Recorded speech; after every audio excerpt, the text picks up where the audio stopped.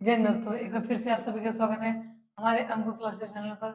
जैसा कि हमारा अभिकारी शब्द यानी अव्यय की क्लास चल रही थी, इसमें कि अभिकारी शब्द अव्यय के भेद हो गए थे। अव्यय के भेद हमारा चल रहा था, इसमें पहला आता था क्रिया विशेषण। तो क्रिया विशेषण को हम लोग 3 भागों में बांटा था। पहला अर्थ के आधार पर, फिर प्रयोग के आधार पर आता है, लास्ट में जो बनता है हमारा वो होता है रूप के आधार पर, यानी रूप की दृष्टि से बोले या फिर रूप के आधार पर बोले। तो पहला जो था हमारा अर्थ की दृष्टि से वो हमारा कंप्लीट हो चुका था। आज हम बात करते हैं प्रयोग की दृष्टि से। तो प्रयोग की दृष्टि से क्रिया विशेषण के कितने भेद होते हैं? तो 3 भेद होते हैं।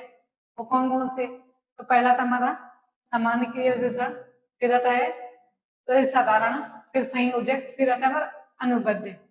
तो पहला पॉइंट जो हमारा आता होता है प्रयोग की दृष्टि से क्रिया विशेषण के भेद।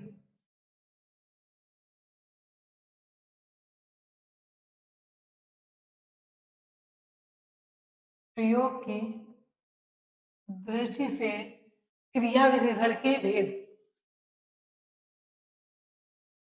क्रिया विशेषण के भेद तो कितने होते हैं? 3। तो प्रयोग की दृष्टि से क्रिया विशेषण के भेद 3 और अर्थ की दृष्टि से कितने होते थे? तो 5, जो कि कंप्लीट हो चुके थे। तो अप्रयोग की दृष्टि से 3 कौन कौन से थे? तो पहला हमारा था वो था साधारण क्रिया विशेषण।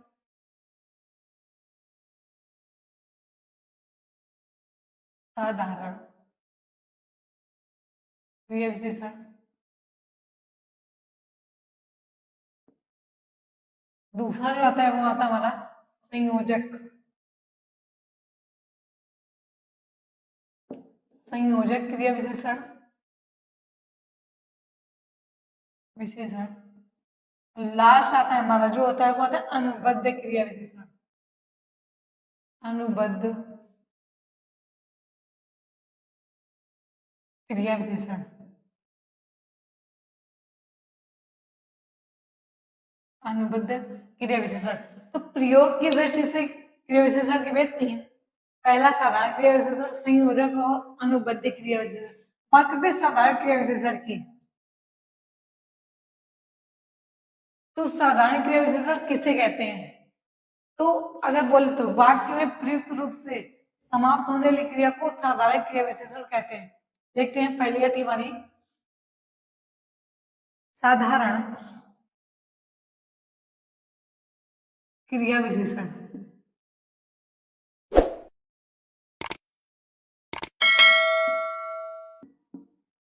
साधारण क्रिया विशेषण। तो साधारण क्रिया विशेषण कह देते हैं तो वाक्य में प्रयुक्त होने वाले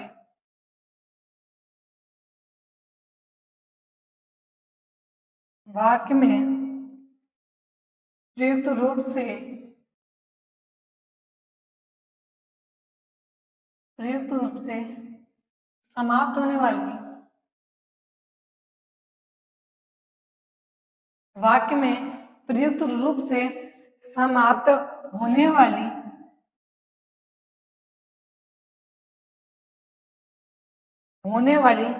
क्रिया विशेषण को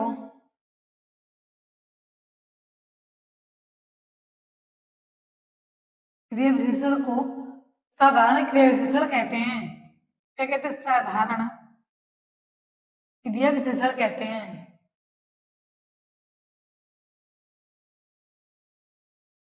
साधारण क्रिया विशेषण कहते हैं। तो साधारण क्रिया विशेषण किसे? तो वाक्य में प्रयुक्त रूप से समाप्त होने वाली क्रिया को साधारण क्रिया विशेषण कहते हैं।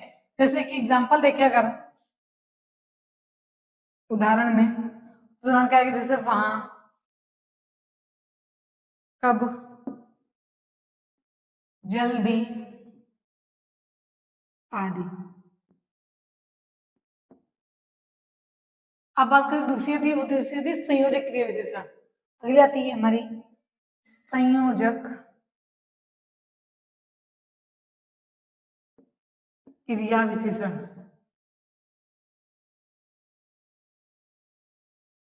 संयोजक क्रिया विशेषण। तो उपवाक्य में संबंधित, लिखते चलते, उपवाक्य से संबंधित, उपवाक्य से संबंधित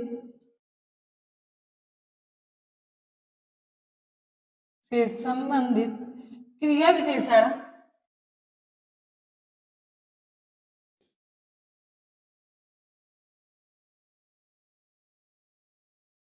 उपवाक्य से संबंधित क्रिया विशेषण को संयोजक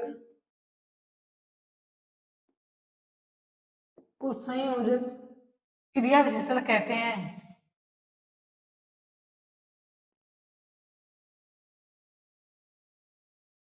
को संयोजक क्रिया विशेषण कहते हैं।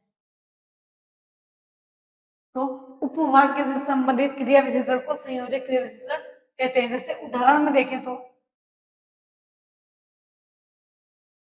उदाहरण क्या आएगा, जैसे कि पहला एग्जांपल में आता है कि जहां आप पढ़ोगे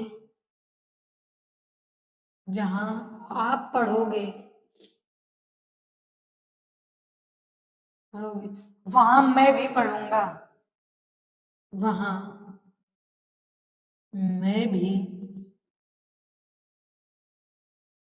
पढ़ूंगा। तो जहां आप पढ़ोगे वहां मैं भी पढ़ूंगा, तो वो उपवाक्य से संबंधित क्रिया विशेषण को संयोजक क्रिया विशेषण कहते हैं। तो संयोजक का जहां आप पढ़ोगे वहां मैं भी पढ़ूंगा। अगला आता है हमारा, जैसे देख लें एग्जाम क्या आएगा, जहां और वहां। तो क्या आएगा, जहां और वहां। संयोजक क्रिया में क्या होगा, एग्जाम्पल जहां और वहां, जहां आप पढ़ोगे वहां मैं पढ़ूंगा। इतना नोट डाउन कर लीजिए।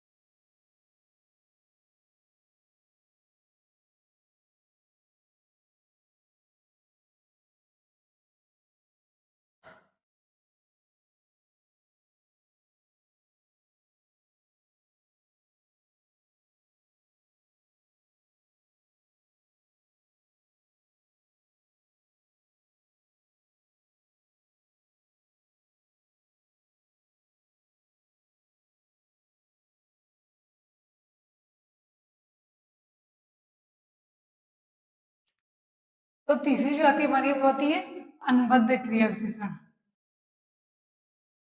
अनुबद्ध क्रिया विशेषण। अनुबद्ध क्रिया विशेषण तो किसी शब्द के साथ अवधारणा के लिए, तो क्या किसी शब्द के साथ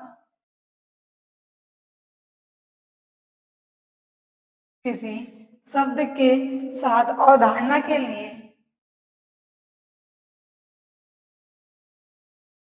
किसी शब्द के साथ अवधारणा के लिए, तो क्या है, किसी शब्द के साथ अवधारणा के लिए प्रयुक्त होने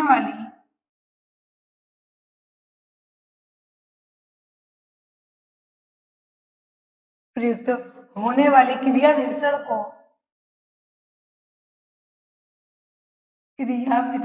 को अनुबद्ध क्रिया विशेषण कहते हैं।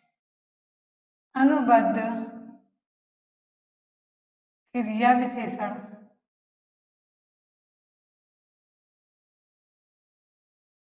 कहते हैं। अनुबद्ध क्रिया विशेषण कहते हैं। तो किसी अवधारणा के लिए प्रयुक्त होने वाली क्रिया विशेषण को क्या कहते हैं, अनुबद्ध क्रिया विशेषण कहते हैं। जैसे एग्जांपल में तो, भी, तक और भर, योग। तो योग भर प्रयोग की दृष्टि से क्रिया विशेषण के भेद तीन। अब बात करते हैं तीसरा जो पॉइंट आता है हमारा क्रिया विशेषण के भेद में, तीसरा जो पॉइंट आता है वो आता है रूप की दृष्टि से। तो अगला हमारा क्या आएगा कि रूप की दृष्टि से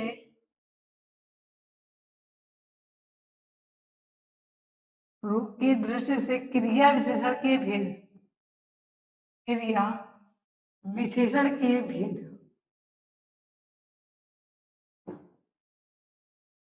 तो रूप की दृष्टि से क्रिया विशेषण के कितने भेद होते हैं? 3। फिर अर्थ की दृष्टि से क्रिया विशेषण के 5 भेद होते हैं। बाकी प्रयोग और रूप की दृष्टि से क्रिया विशेषण के 3 ही भेद होते हैं। इसमें कौन कौन सा आएगा? पहला आएगा मूल क्रिया विशेषण,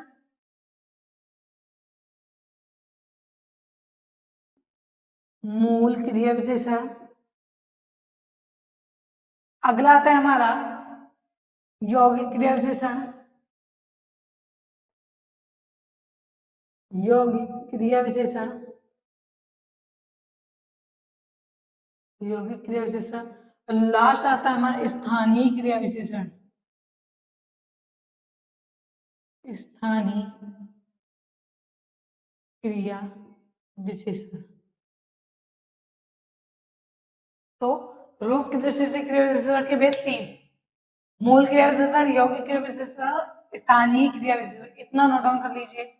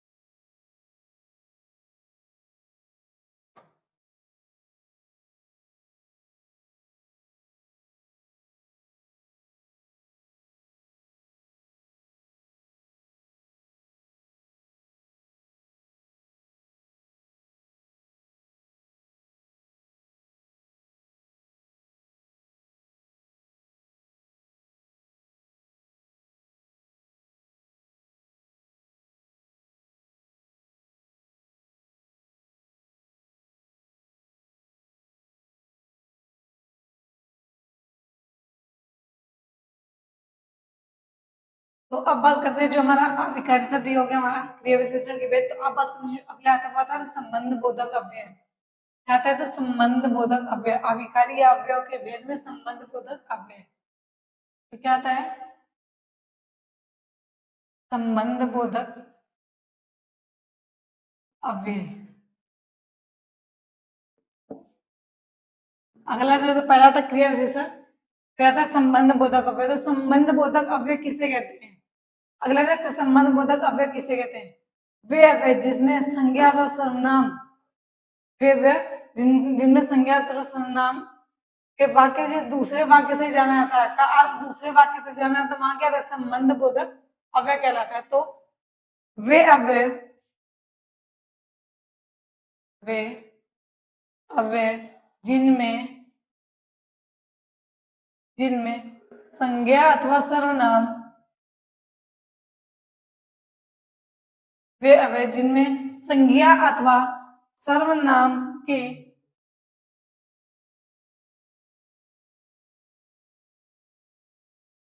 संज्ञा अथवा सर्वनाम के संबंध को, सर्वनाम के संबंध को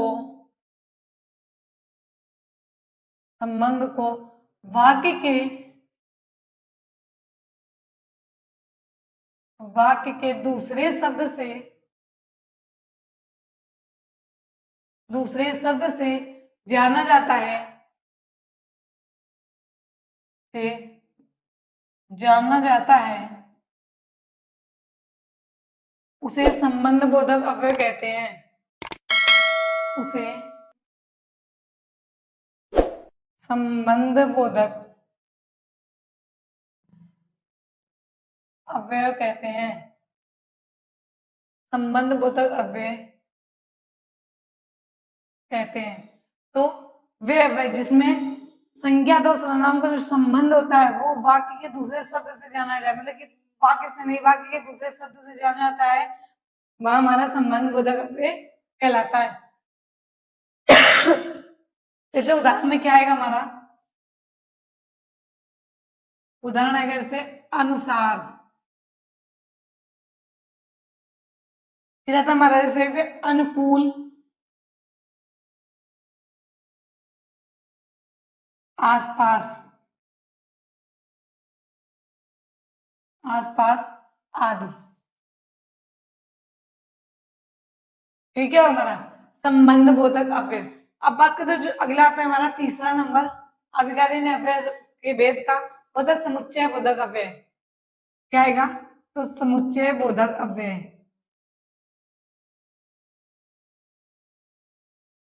समुच्चय बोधक अव्यय,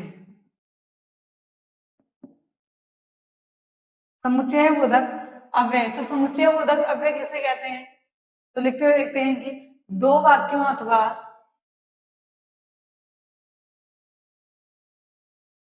दो वाक्यों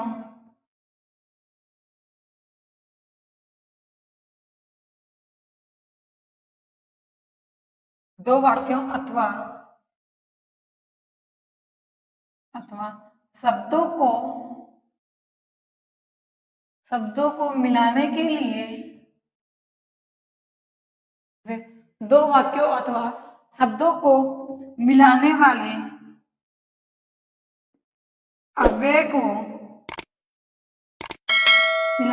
अव्यय को समुच्चय बोधक अव्यय कहते हैं। क्या कहते हैं? समुच्चय बोधक अव्यय कहते हैं।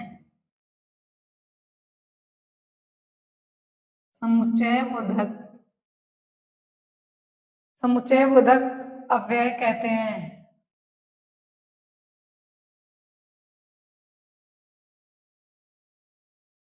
तो दो वाक्यों अथवा शब्दों को मिलाने वाले, जब दो वाक्य या शब्द उनको जोड़ने वाले शब्द को या फिर अव्यय को क्या कहते हैं? समुच्चय बोधक अव्यय कहते हैं। जैसे एग्जांपल में देख लेते हैं, उदाहरण है हंस दूध और पानी को अलग कर देता है, पानी को अलग कर देता है। हंस दूध और पानी को अलग कर देता है। डिफिनेशन क्या बोलेगी ये कि दो वाक्यों अथवा शब्दों को मिलाने वाले अव्यय को समुच्चय बोधक अव्यय कहते हैं। तो दो वाक्य, पहला क्या? हंस दूध और पानी, मिला कौन रहा है? और दूध और पानी को अलग कर देता है। अब बात करते हैं कि समुच्चय बोधक कितने प्रकार के होते हैं। तो समुच्चय बोधक दो प्रकार के होते हैं। अगला पॉइंट जो आता है हमारा था कि समुच्चय बोधक अव्यय दो प्रकार के होते हैं। दो प्रकार के होते हैं। कौन कौन से? पहला था हमारा समानाधिकरण, समानाधिकरण समुच्चय बोधक अव्यय। क्या? समानाधिकरण समुच्चय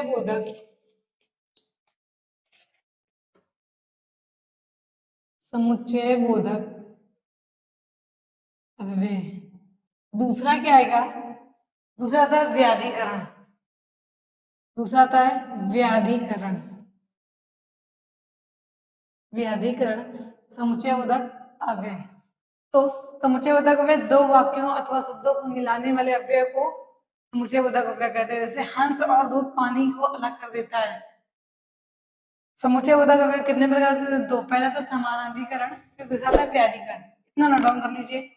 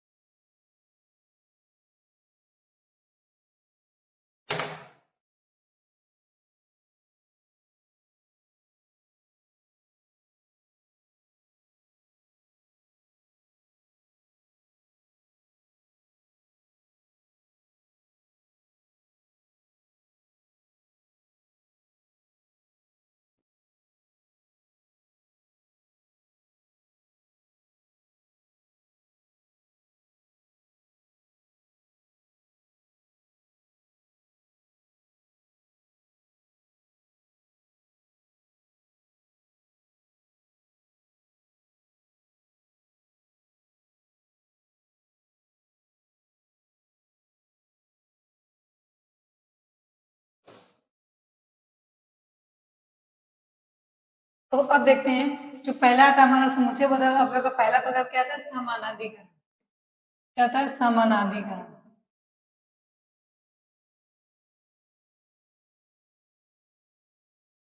अधिकरण अव्यय, यह समुच्चय बोधक अव्यय। तो समानाधिकरण समुच्चय बोधक अव्यय किसे कहते हैं, तो जो अव्यय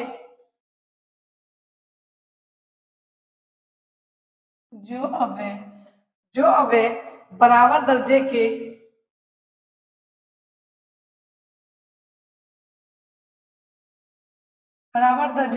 मुख्य वाक्य को जो अव्यय बराबर दर्जे के मुख्य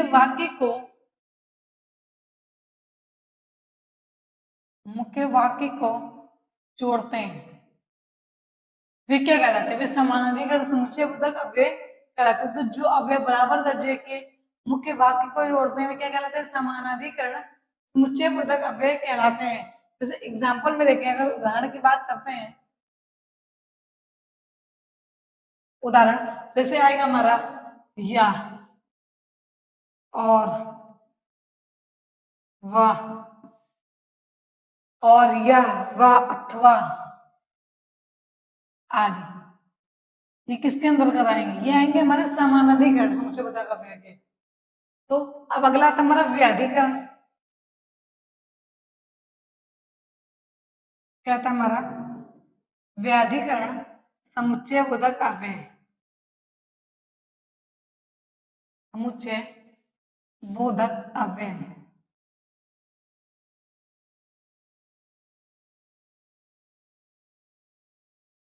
तो व्याधिकरण समुच्चय बोधक अवयव ये क्या कहता है, समानाधिकरण तो कहता है कि जो अवयव बराबर दर्जे के लिए मुख्य वाक्य को जोड़ता है, ये मुख्य वाक्य को जोड़ता है, मुख्य वाक्य को उपवाक्य से जोड़ता है। तो देखते हैं कि जो अव्यय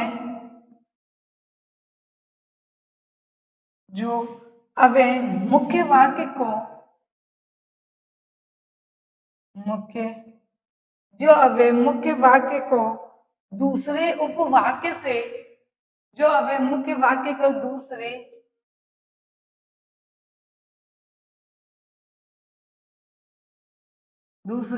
उपवाक्य से मिलाते हैं,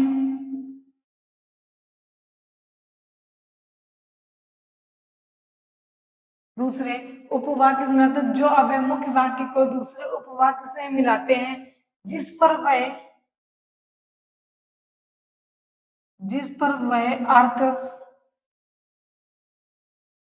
अर्थ व्यक्त करने के लिए जिस पर वह अर्थ व्यक्त करने के लिए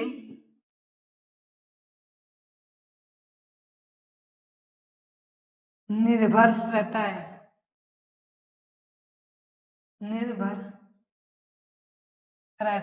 तो जो अव्यय मुख्य वाक्य को दूसरे उपवाक्य से मिलाते हैं तथा जिस पर अर्थ व्यक्त करने के लिए निर्भर रहता है। मतलब कि ऐसे मुख्य वाक्य को दूसरे ऐसे उपवाक्य से मिलाते हैं जिस पर वह अर्थ अगर व्यक्त करे तो वह उसके ऊपर निर्भर रहे। तो जैसे कि एग्जाम्पल में देखें तो उदाहरण में क्या कहते हैं, उदाहरण हमारा आता है जैसे कि आ गया हमारा ताकि, इसलिए,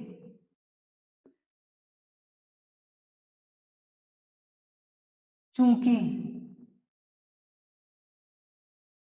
जिससे कि,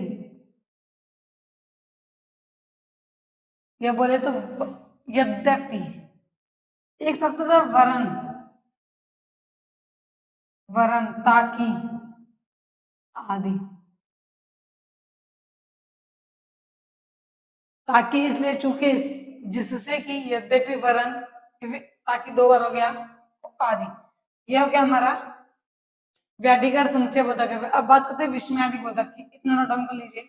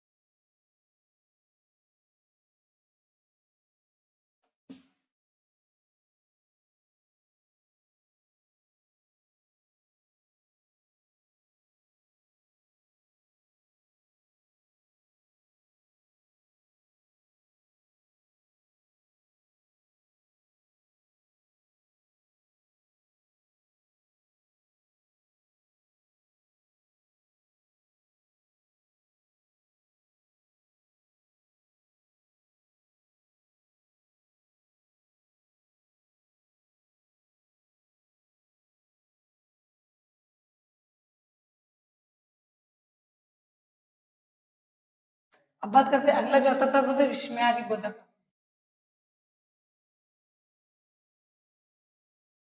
विस्मयादि बोधक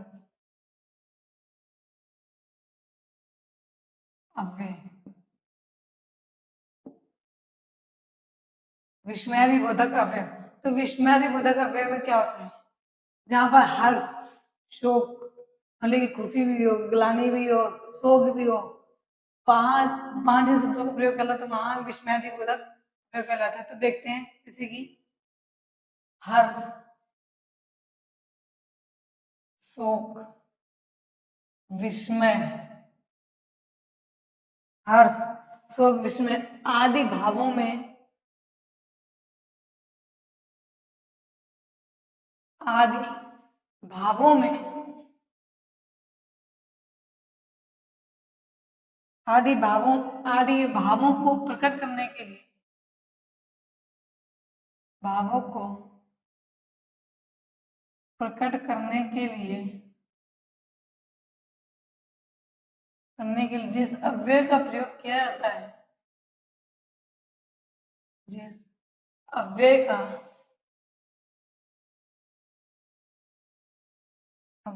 प्रयोग किया जाता है, जिस अव्यय का प्रयोग किया जाता है उसे विस्मयादि बोधक अव्यय कहते हैं। उसे विस्मयादि बोधक अव्यय कहते हैं। अव्यय कहते हैं। तो जहां हर्ष, शोक, विस्मय आदि के भावों को प्रकट करने के लिए जिस अव्यय का प्रयोग किया था उसे क्या कहते हैं, विस्मयादि बोधक अव्यय कहते हैं। इस एग्जाम्पल में अरे, अरे क्या तुमने नहीं सुना, अरे क्या तुमने नहीं सुना, ये क्या हो गया, अरे क्या तुमने नहीं सुना, तो हमारा विस्मयादि बोधक अंतर्गत आता है। थैंक यू दोस्तों, आज के लिए इतना है। जो अभिकारी अव्यक्त पूरे कंप्लीट हो चुके, अब बात करते हैं निपात की। देखिए आपको नेक्स्ट वीडियो में।